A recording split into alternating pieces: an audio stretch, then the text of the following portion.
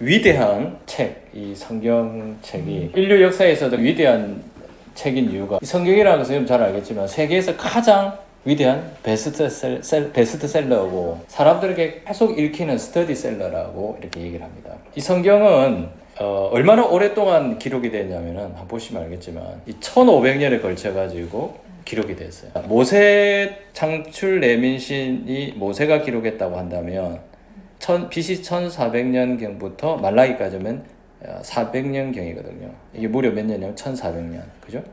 그리고 신약이 기록된 것은 AD 4세기부터 100년이라고 볼 때, 요한계시록이 마지막 기록되었다 볼 때, 어느 한 책이 1500년에 걸쳐서 한 책이 이렇게 딱 묶어지는 것은 거의 기적에 가깝죠. 예, 참 드문 일이고요. 얼마나 오래된 책이냐면 옆에 보시면은 유교 경전 대학이라는 책이 BC 5세기에 기록됐어요. 그리고 힌두교 경전도 5세기에 기록됐고, 불교 경전도 1세기, 그리고 이슬람 경전은 AD 7세기, 그리고 일본 니혼소키는 이제 역사를 전공한 사람이 좀 알 텐데, 이게 일본에서 가장 오래된 역사책이에요. 일본이 어떻게 생겼고, 우리 당군신화처럼 그런 내용을 기록한 게 일본 니혼쇼키거든요. 일본에서 가장 오래된 역사책이 AD 8세기예요. 일본의 역사가 굉장히 짧죠. 왜요? 삼국사기가 1145년에 기록됐고 우리나라에서 가장 오래된 역사책이거든요. 1145년밖에 안 돼. 그리고 또 삼국유사는 1281년에서 83년 이게 이제 기록을 한 거죠. 그러니까 이건 선임이 기록했죠. 일연이라는 선임이 기록했고. 그러니까 이 수천 년 전에 그것도 BC 15세기경부터 기록된 그 성경이 1500년 기간 동안을 거치면서 계속 보존되는 것 자체만 하더라도 놀라운 일이죠. 이 기적에 가까운 거죠. 예.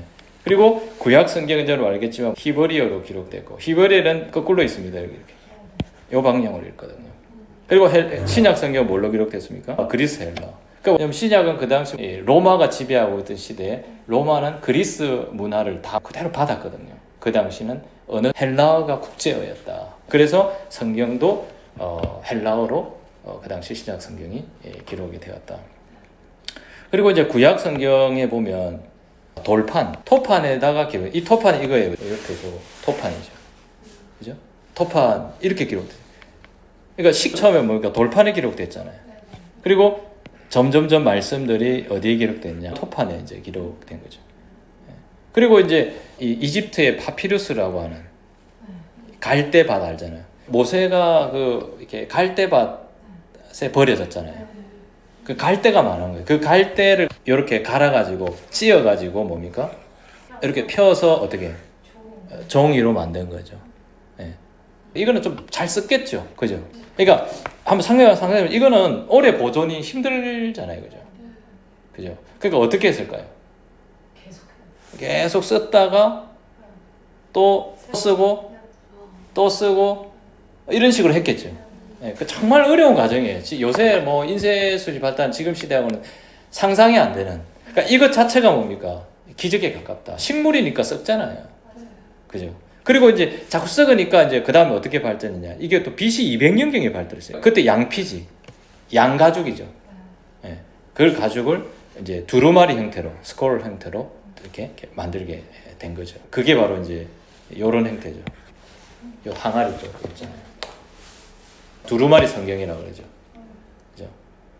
그리고 이제 AD 2세기경에 이 코덱스라는 게 뭐냐면 지금의 책 형태를 코덱스 형태라고 해요. 그러니까 초창기 이렇게 가죽을 가지고 책으로 이렇게 막 이런 식으로 해가지고 이렇게 딱 묶은 거죠. 이제 이게 초창기 형태의 코덱스 형태예요.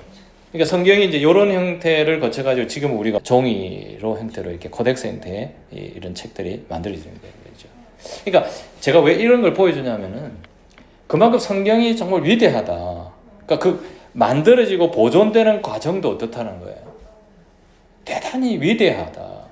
그러니까 기록된 시점도 위대하고 굉장히 오래된 성경이고 세계에서 가장 사람들이 많이 읽고 꾸준히 이 스터디셀러가 되었다라는. 또 얼마나 놀랍냐면은 여기 사본이 있거든요. 그래서 다 뭐 양피지에 베끼고 또 파피루스에 베끼고 그 베끼다 보면은 그게 보관이 잘 돼가지고 이렇게 사본이 여러 개 남아 있잖아요. 그럼 여러분 한번 생각해보세요. 사본이 많은 게 좋을까요? 적은 게 좋을까요? 많은 게 좋은 거겠죠. 많다라는 것은 그만큼 사람들이 많이 받고 많이 읽혀졌다는 거잖아요. 그죠? 그리고 또 하나 뭐냐면 그 내용 자체가 역사적 사실에 가깝다라는 거죠. 여러분들 고대 시대 책들이 그렇게 많은데 사본이 그렇게 많은데요. 헤로도토스 역사가 그리스 역사가 자 이런 책들도 뭡니까? 사본 8개밖에 보존이 안 됐어요. 플라톤, 투키디데스, 아리스토텔레스 이제 이름이 좀 익숙해지죠. 그 그리스 로마 문명을 했으니까 좀 알잖아요. 또 시즈 그러니까 왕인데도 불구하고 10개밖에 없어. 그 다음에 뭡니까? 카툴루스, 리비우스, 타키투스 로마 역사학자들이거든요. 이 사람들이 쓴 책도 100개 안 되죠. 근데 신약 성경 한번 보세요. 정확도가 몇 프로? 95%. 네. 그러니까 그만큼 굉장히 이 성경이 엄청난 그 당시에 영향력을 많이 미쳤고 믿음과 신앙이 있는 사람들이 그 말씀을 굉장히 보존을 굉장히 잘했다라는 거예요. 옆에 보시면 125년경이 기록된 건데 이게 현존하는 신약 성경 사본 중에서 가장 오래된. 그러니까 성경을 쉽게 보지만은 이런 조각들을 다 찾아가지고 붙여가지고 그 수천 년을 걸쳐가지고 사람들이 언어를 분석하고 연구한 게 지금 그러니까 우리는 너무 성경을 또 뭡니까 이게 쉽게 보고 있잖아. 근데 이 과정 자체가 엄청난 그 노력과 사람들의 헌신이 있었기 때문에 지금 성경이 우리가 지금 편하게 이렇게 볼 수가 있다. 근데 이런 성경이 수천 년에 걸쳐가 보존된 것만으로도 놀라운 기적이다. 이제 제가 그걸 얘기하고 싶은 거죠. 그러니까 성경은 굉장히 위대한 책이다. 그 다음에 넘겨보시면 얼마나 많은 사람이 있느냐면 보세요. 세상의 인구가 이게 72억 3천 명이에요. 자 보세요. 이 언어가 몇 개로 번역됐죠? 3,686개 언어로 성경이 번역이 되는 거예요. 12억이 있는데 성경으로 번역된 언어 수가 3,686개로 언어가 번역돼요. 그만큼 복음을 전하는 사람들의 노력과 헌신이죠. 그러니까 이런 책이 있을까요, 세상에? 없어요. 세상에 어떤 종교의 경전도 이런 책은 있다 없다? 없다. 이런 그러니까 그만큼 위대한 책을 여러분들이 읽고 있고 보고 있고 공부하고 있다. 그만큼 여러 사람들이 오랫동안 읽는다라고 하는 그 말씀 하나가 우리 인생에 미치는 영향력이 크다 적다? 엄청나게 크다. 이 성경은요 나라를 바꾸고 민족을 바꾸고 개인을 바꾸고 우리의 삶의 환경을 다 바꾼다. 놀라운 책이죠. 그 얘기를 제가 하고 있는 거예요. 그 다음에 보세요. 얼마나 놀라운 책이냐. 1971년도에 아폴로 14호가 달에 갔잖아요. 그때 우주 비행사가 갖고 간 게 뭘까요? 우주 비행사가 한 권의 책을 갖고 갔는데 지구상에 존재하는 그 수많은 책들 가운데 성경을 가져갔습니다. 그러니까 이런 거죠. 사람들이 생각할 때 외계 밖에 지구 밖에 누군가가 존재한다면 그 사람에게 전달해주고 싶은 책이 뭐라고 생각한 거예요? 성경이다라는 거예요. 놀랍죠? 그만큼 성경은 위대한 책이고 지구로부터 우주로 보내진 최초의 책이 성경이다. 그죠? 그 다음에 여러분 이거는 뭔지 아십니까? 이게 유엔 본부 있잖아요. 유엔 본부에 이게 있는데 어떤 남자가 뭘 들고 있습니까? 망치를 들고 칼을 지금 어떻게 하고 있습니까? 부수고 있죠. 휘고 있죠. 그죠? 그러니까 이게 어디에서 영감을 얻어서 이 유엔 본부에 이걸 만들었냐면 이 조각상을 만들었냐면 이사야 2장 무리가 칼을 쳐서 뭘 만들고 이 보섭이라고 하는 것은 뭐냐면 농사 기구예요. 농사 지을 때 사용하는 기구. 그러니까 칼을 쳐서 어떻게 하는 거예요? 농사 기구를 만든다는 것은 칼은 전쟁에서 사용할 사람을 죽이는 거잖아요. 그럼 농사는 평화스러울 때 농사를 짓잖아. 그러니까 이걸 갖다가 이제 평화를 상징하는 거예요. 그 유엔이 추구하는 게 뭐냐? 유엔 보면 칼을 쳐서 보수를 만들자. 다시 말해서 뭡니까? 전쟁 없는 평화스러운 나라와 민족을 만들자. 평화의 정신이 담겨 있는 거죠. 그래서 다시는 전쟁을 하지 아니라 연습하지 아니라 칼을 들고 서로 어떻게 하지 아니라 치지 아니하리라. 유엔이라고 하는 것은 어떤 곳이냐? 전 세계 나라와 민족이 다 모여 있는 곳이잖아요. 대표하는 곳이잖아요. 그 대표하는 나라에서 어떤 가치관이 들어가 있다?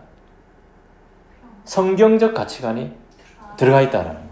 그러니까 성경에서 추구하는 방향, 그 평화의 정신을 이 유엔에서 담고 있다는 거예요. 그만큼 성경에 영향이 있다는 걸 제가 얘기 드린 거죠. 그 다음에 여러분 이거 다 아시죠? 적십자. 앙리 디앙이라는 사람이 스위스 사학가인데, 앙리 디앙, 이분이 제1대 첫 번째 노벨 평화상 수상자예요. 그러니까 이분이 만든 기구가 뭐냐면 국제 적십자위원회예요. 여러분 우리도 우리나라에서 대한 적십자 해가지고 회비를 그냥 이렇게 또 내기도 하잖아요, 그죠? 거기에 사용된 마크가 뭡니까? 이것 때문에 이제 좀 처음에 이제 고민이 많았죠. 왜냐면 불교나 유교나 다른 종교들이 많잖아요. 그 중에서 뭘 사용합니까?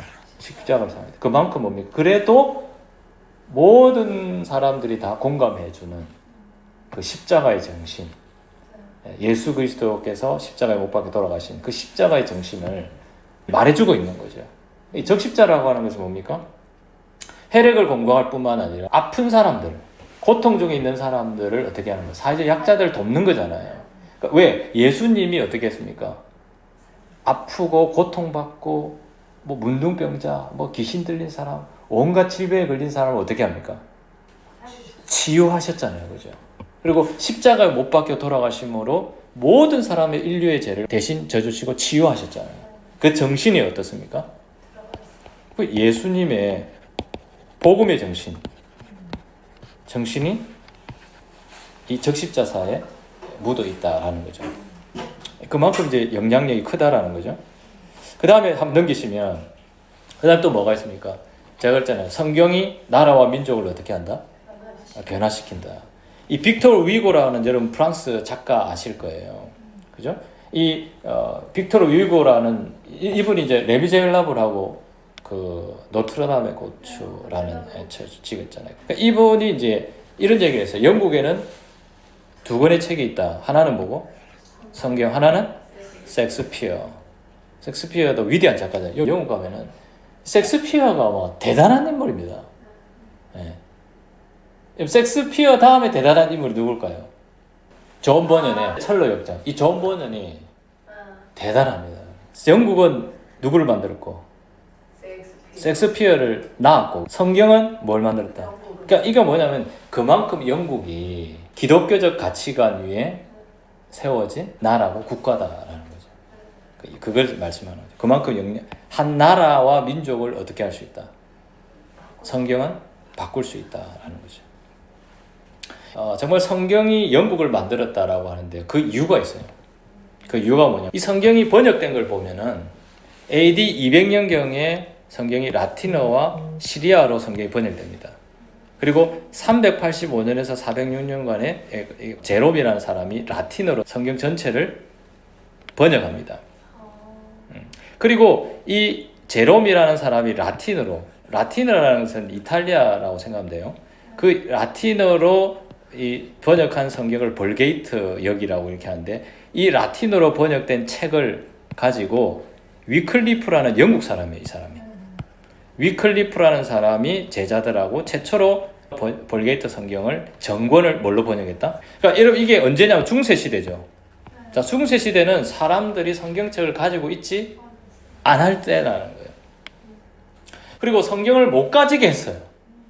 교황이 성경을 해석해야 되지. 일반 사람들이 어떻게 성경을 해석해? 성경 뭐 해석 못 하는 거예요. 그래서 성경을 번역하는 그 자체가 누구의 권위에 도전하는 거? 교황의 권위에 도전하는 게 돼요. 그 시대가 그랬다고. 그런데 라틴어로 성경이 번역되었지만 백성들은 가질 수 없어요. 근데 이 위클리프라는 사람이 이 라틴어 성경을 갖다가 다른 나라 언어로 번역하는 것 자체도 모독이라니까요. 좀 이해되겠습니까? 왜냐면 로마 자체가, 이탈리아 로마 자체가 뭡니까? 그 나라 언어가 라틴어잖아요. 그러니까 당연히 교황들이 라틴어 성경을 최고로 칠 거 아니에요. 다른 나라의 언어는 취급을 안 해주는 거예요. 근데 영국에서 뭡니까? 이 영어를 번역했잖아요. 왜 번역했을까요? 자기가 보려고 번역한 게 아니고 백성들도 자국어로 된 성경을 가지고 보게 하려고. 왜? 이 위클리프라는 사람을 보니까 로마 교황이나 가톨릭이 종교개혁이 일어나기 전인데도 불구하고 1382년에 거의 한 150년 전이잖아요. 그죠? 그 당시 가톨릭이 잘못됐다는 것을 아는 거죠. 그러니까 이 사람이 영국 사람이다. 영국. 그리고 1471년도에 불어로 번역되고 점점점 번역되기 시작했죠. 1470년대 네덜란드, 화라는 네덜란드입니다. 네덜란드로 번역되고 1478년경에 스페인어로 번역되고 성경들이 뭐 다른 나라의 언어로 하기 시작했다. 번역되기 시작했다.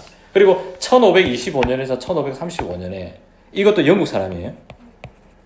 자, 윌리엄 딘테일이라는 사람이 제가 왜 성경이 영국을 만들었냐 이 얘기를 하는 거예요. 지금 이 번역부터 시작되는 거예요.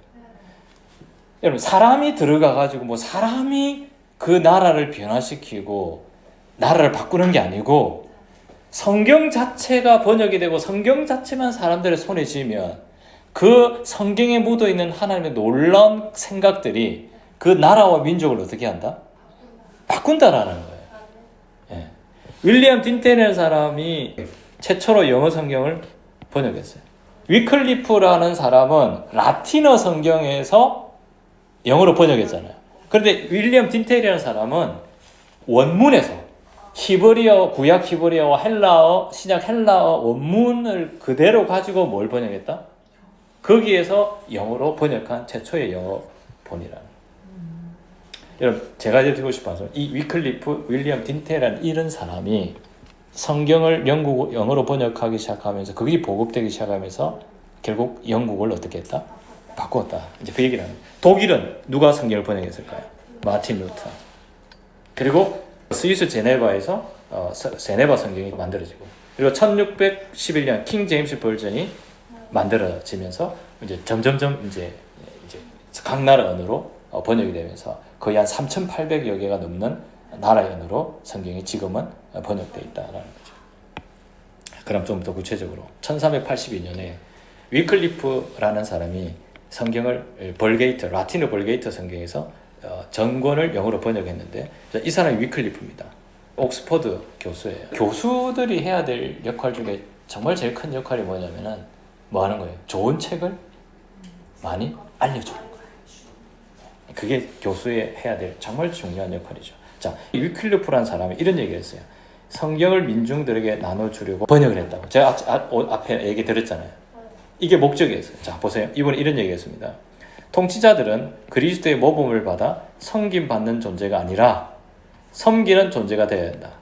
지배자의 이득이 아닌 피지배자의 이득을 추구해야 한다. 만약 그렇지 못한 통치자라면 하나님에 대한 반역이고 교회 권력이 영적 한계를 벗어나 세속 권력을 추구하고 확장하는 것은 비합법적이다. 잘못됐다는 거죠. 교회 전통이 성경의 가르침에 위배되는 것이다. 성경은 하나님께서 자신들의 백성에 주신 것이지 부패한 성직자들이 독점하라고 주신 것이 아니다. 그리고 성경의 권위는 교황의 권위보다 위에 있다. 오직 성경만이 기독교 세계 유일한 표준이며 교황의 권위나 제도는 성경상 전혀 근거가 이게 여러분 1382년도에 종교개혁이 일어나기 전 150년 전에 이미 영국 위클리프라는 사람이 이 교황 제도에 대해서 성경을 독점하고 있는 교황의 그 제도의 캐톨릭에 대해서 굉장히 비판을 하고 있죠.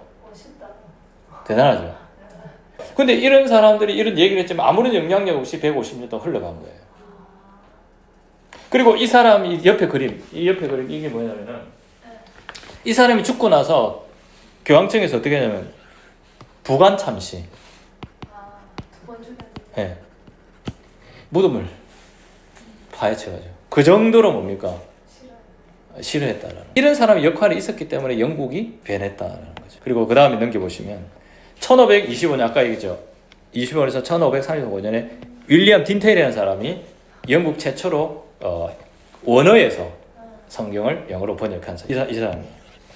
근데 이 사람이 영어 번역해가지고 어떻게 됐습니까? 화형당해서 죽었습니다. 순교했습니다. 헨리 8세 때. 그러니까 여러분 성경 자체 번역하는 것만으로도 뭡니까? 죽여버리는 그런 이게 그 당시 교황청이었다는 거죠. 근데 이런 사람들이 있었기 때문에 어디가 변했다? 영국이 성경을 통해서 모든 민중들에게 성경이 보급되면서 변하게 되었다. 그리고 독일도 마찬가지죠. 독일이 1534년에 마틴 루터가 독일어로 성경을 번역합니다. 여기가 뭐냐면은 이게 바르트브루크라는 성이에요. 여러분 독일 가게 되면 이게 꼭 한번 보세요. 정말 멋져요. 멋지게 보이잖아. 그죠? 바르크브루트라는 성은 어떤 곳이냐면 1517년도에 마틴 루터가 비텐베르크 성당에 반박문을 딱 붙이고 나서 종교개혁이 시작됐거든요. 이제 그걸 가지고 사람들이 막 토론하기 시작하면서 이제 이게 알려지면서 얼마나 교황권이 잘못됐고 부패했는 거지, 얼마나 하나님의 말씀에서 벗어났는지를 조목조목 얘기하는 거예요. 그러니까 그거에 대해서 하면서 종교개혁이 일어났죠. 그러니까 마틴 루터를 죽이려고 안 하겠습니까? 그래서 변장회가 다녔어요. 그리고 숨어 다닌 곳이 어디라? 이 성주가 마틴 루터를 어떻게 했을까? 숨겨줬어요. 그리고 방을 줬어요. 이 방에서 뭘 했느냐? 성경을 번역했다. 제가 하고 싶은 얘기는 이거예요. 막 세상을 변화시킨다고 막 내가 어떤 권력을 잡고 막 세상을 변화시킨다고 뭐 제도를 바꾸고 제도를 만들고 막 이런 노력도 중요하겠지만 성경 번역해서 많은 사람들한테 전달해 주는 것만으로도 뭐예요? 이 성경은 놀라운 힘과 능력을 가지고 있다. 그 내용을 읽다 보면 왜? 사람들의 생각이 바뀌고 사람들의 사고가 바뀌고 그래서 삶의 형태가 바뀌고 그래서 나라와 민족을 어떻게 만들어야 되겠다는 생각들을 해요. 독일과 영국을 소개하는 이유가 바로 그거예요. 독일과 영국이 아직까지도 어떤 정신이, 교회는 무너졌지만 기독교적인 가치관이 교육, 사회, 문화 전반적으로 사람들의 의식 속에 묻어 있습니다. 제가 볼 때는 그 의식 자체는 무슨 말인지 알겠죠?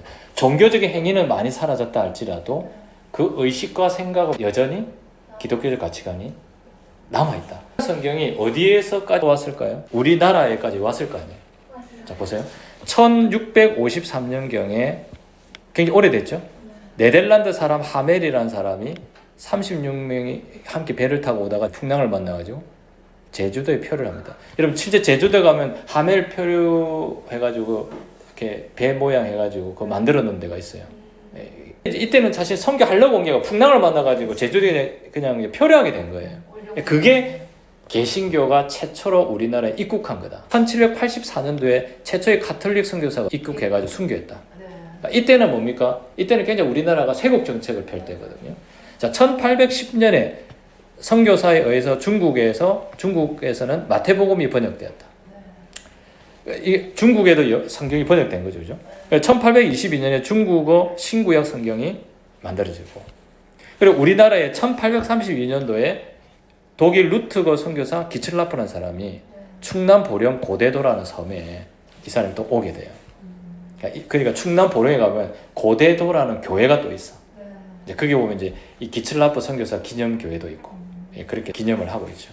이 사람이 와가지고 주기도문을 우리나라 말로 번역을 한 게 어쨌든 성경은 아니지만 그 성경의 의미를 담고 있는 주기도문을 번역한 최초 1832년도에 있었다.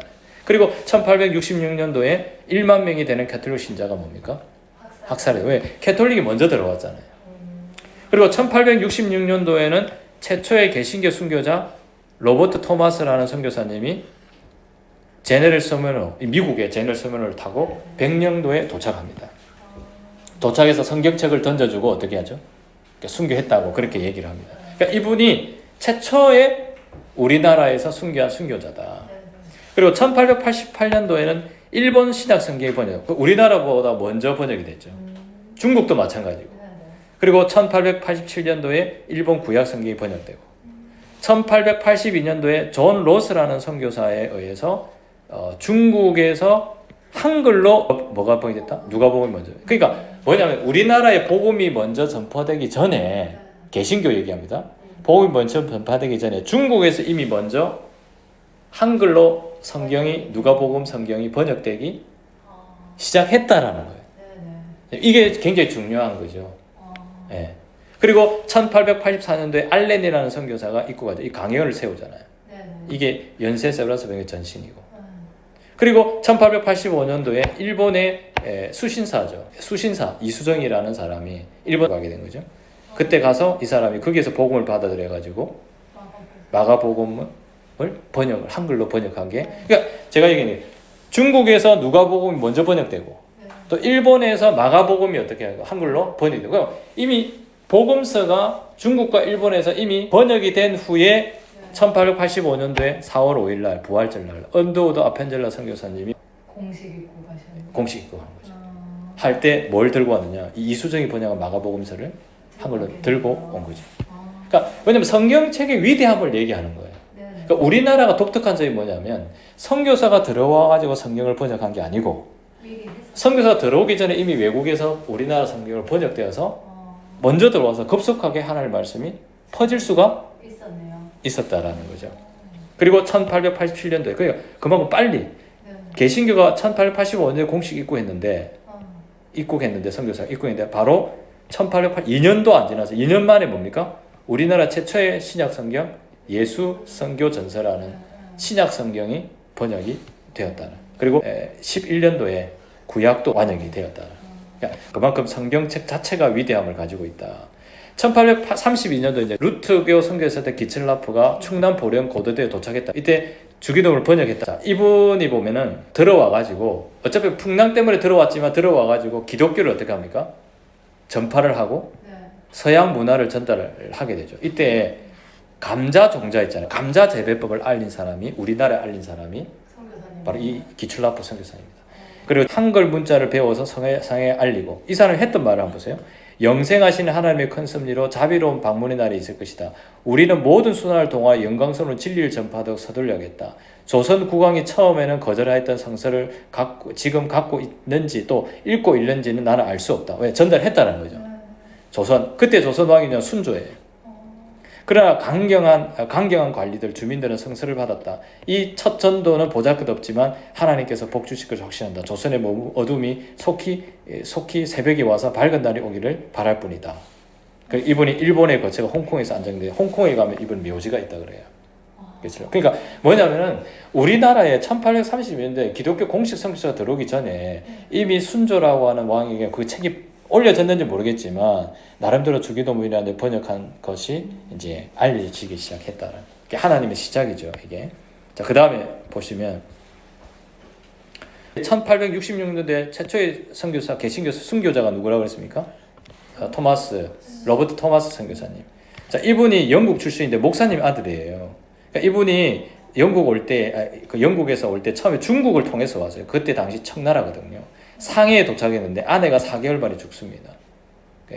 그리고 이분이 1866년도에 미국에 제넬섬을 타고 백령도에 도착합니다. 왜 미국 상선이 우리나라에 왔을까요? 문호 개방하라는 거예요. 그때 그 배를 타고 왔는데 이 백령도에 도착했는데, 백령도가 어디냐면 여기예요. 서해 5도 중에서 거의 북한하고 가깝죠. 북한 바다 경계선 NLL 요 쭉 거 있죠. 그게 백령도. 여기에 이제 조금 올라가면 평양이에요. 이분이 이제 배를 타고 왔는데 요 그림이에요. 이게 실제 장면은 아니고 그림이에요. 그런데 이 사람들이 막 포를 쏘고 했을 거 아니에요. 그래 불에 타고 이렇게 이 토마스 선교사님이 뭡니까? 이렇게 육지까지 온 거예요. 사람을 죽이려고 하는 거잖아요. 그때 이제 병졸이었던 박충근에게 성경을 건네려 했지만 거부를 당하고, 그리고 그 당시 현장에 있던 12살짜리 최치량이라는 사람이 있었거든요. 이 사람이 성경을 받아가지고 박영식이라는 사람에게 주었다고 합니다. 이 박영식은 그게 뭔지도 모르고 성경 낱장을 떼가지고 우리 옛날에 신문을 가지고 벽에 붙였잖아요. 그렇듯이 성경책 째가지고 벽에 붙인 거예요. 그러니까 나중에 이 최치량의 사람이 자라가지고 기독교인이 되거든요. 이 12살짜리가. 돼가지고 박영식 집에 가보니까 그 성경 붙어있는 것을 보았다고 합니다. 그리고 그 박영식이라는 집이 나중에 뭐가 되느냐. 아까 백령도 바로 위가 뭐라 그랬습니까? 좀 올라가면 평양이라고 그랬죠. 그 평양에 최초의 교회인 널다리 교회가 세워집니다. 이 널다리 교회가 뭐냐면 평양에 세워진 장대현 교회. 우리 서울에도 그 똑같은 이름이 있잖아요. 장대현 교회. 그 평양의 교회 최초의 교회 이름을 다 지은 거예요. 그러니까 이 널다리 교회 예배당이 나중에 장대현 교회, 평양의 장대현 교회. 이 장대현 교회 모습입니다. 이 교회 모습. 그러니까 이게 뭐냐면은 성경책 하나가 대단한 힘과 능력을, 영향력을 발휘하고, 그러니까 성경이 들어오는 그 과정을 제가 얘기 드리는 거예요. 그만큼 귀하게 우리에게 이 성경책이 들어와 있다라는 거죠.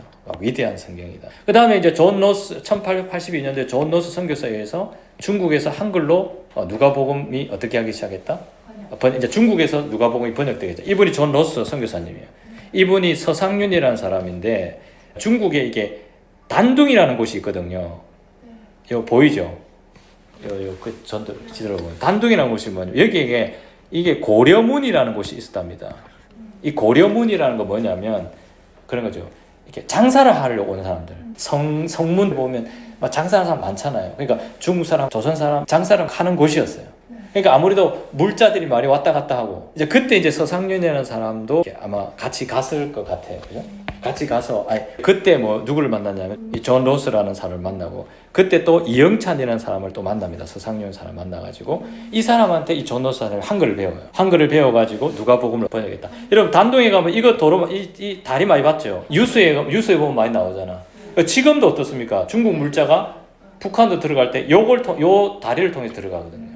그러니까 이 단둥에 그때 그 당시 고려문이 있었고 옛날부터 물자가 오갔던 곳이고 사람들이 많이 있다 보니까 선교사님들도 많고 조선에 사람들이 왔다 갔다 하니까 그 조선 사람에게 한글을 배워가지고 이제 복음이 들어오기 전부터 세워지기 시작했다. 서상윤, 서경조는 서상윤 이 사람을 통해서 나중에 황해도 우리나라 개신교 최초의 교회 소래교회라고 합니다. 우리나라 최초의 교회입니다. 이 바로 존 로스 선교사님을 만났던 서상윤 사람이 바로 이게 개척 멤버.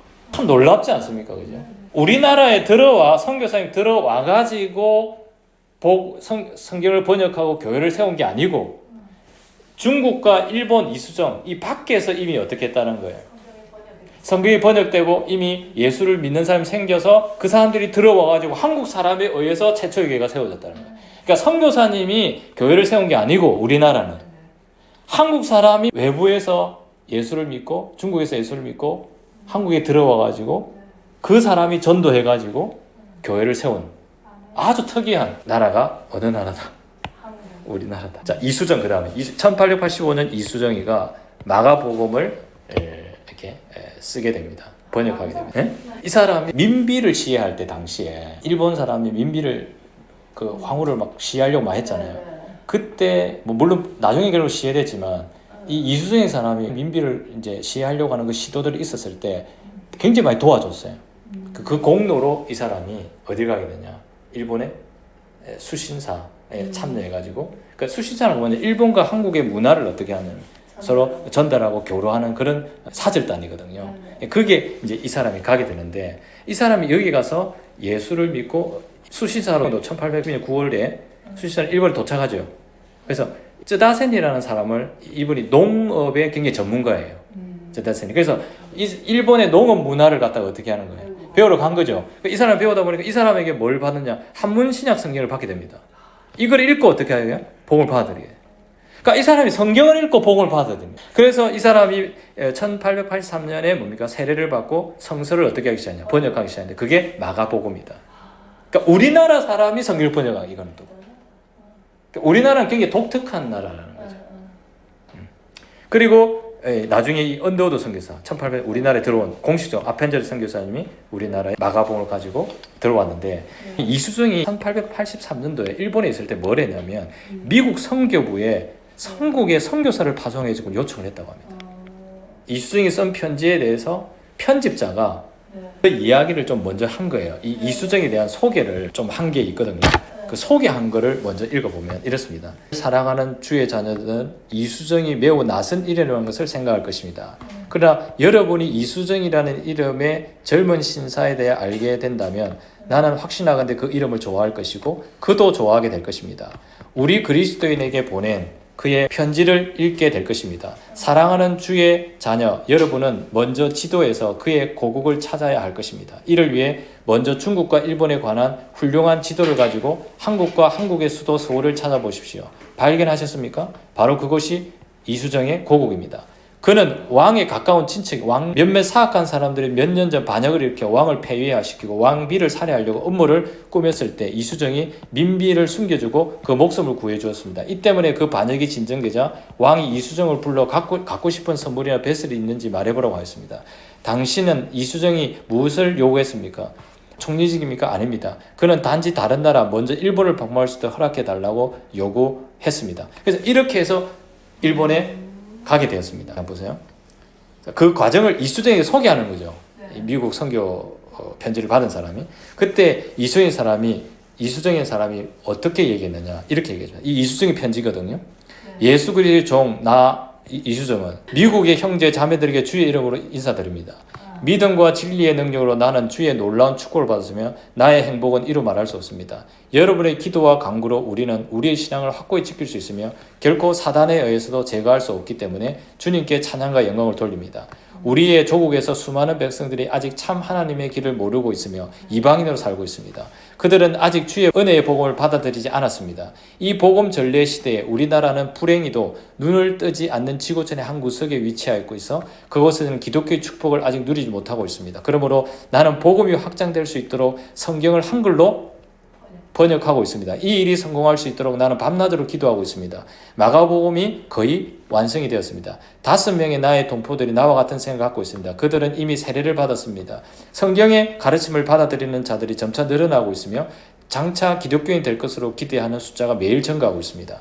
과거 7, 80년 동안 불란서 선교사들이 한국에서 비밀리에 복음을 전해왔습니다. 그러나 정부는 엄격히 그 종교를 금했고 해신자들은 남녀노소를 가리지 않고 사형에 처해졌습니다. 그러나 그들은 자신들의 신앙을 굳게 지키고 승리의 죽음을 맞았던 것입니다. 사형에 처해진 사람들의 숫자가 10만 명입니다. 이게 아마 천주교, 캐톨릭, 그리고 비록 이 사람들은 주의 가르침을 잘못 이해했지만 그들의 신앙은 예찬할 만하며 그것은 사람들이 복음을 받아들일 준비가 되어 있음을 보여주는 것입니다. 신부들은 역시 종종 박해를 받아서나 결코 위험을 두려워하지 않았습니다.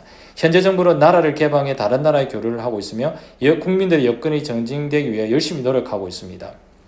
이렇게 이제 귀국은 기독교 국가로 우리에게 알려져 있습니다. 그러나 만일 여러분이 우리에게 복음을 전하지 않는다면 나는 다른 민족의 교사들을 보낼 것이라 우려한 바입니다. 그리고 그런 가르침이 주의 뜻과 일치하지 않을 것이라 우려하는 바입니다. 나는 비록 별 영향이 없는 사례지만 여러분들이 보내는 선교사들을 돕기 위해 최선을 다해 노력합니다. 나는 매우 진지하게 여러분이 여기 한국 선교를 위해 노력하고 이들과 상의할 수 있는 어떤 사람을 일본에 보내 스스로 한국 선교를 준비할 수 있도록 도와줄 걸 요청합니다. 이것은 가장 훌륭한 안전한 계획이라고 나는 생각합니다. 여러분이 나의 말에 주의를 기울여 주기를 간구합니다. 만약 나의 요구가 허락된다면 나의 기쁨을 이루말 수 없을 것입니다.